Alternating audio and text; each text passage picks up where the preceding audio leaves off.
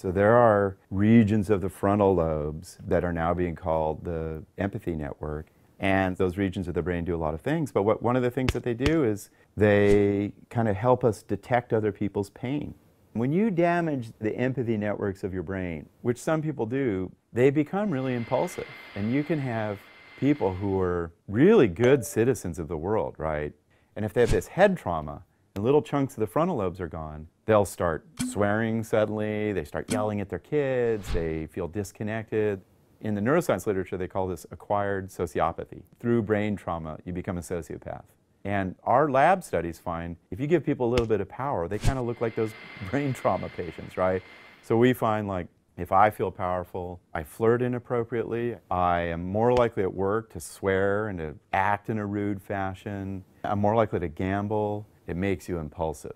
When you feel powerful, you kind of lose touch with other people. You stop attending carefully to what other people think. In our lab, it's come to be known as the Cookie Monster study. We brought 3 people to the lab. We pointed to one person, we said, "You're in charge," right? And so that person kind of felt powerful. And then they had to do this really boring task of, like, write policies for the university. And they're getting kind of bored. We bring a plate of chocolate chip cookies. Everybody takes one cookie.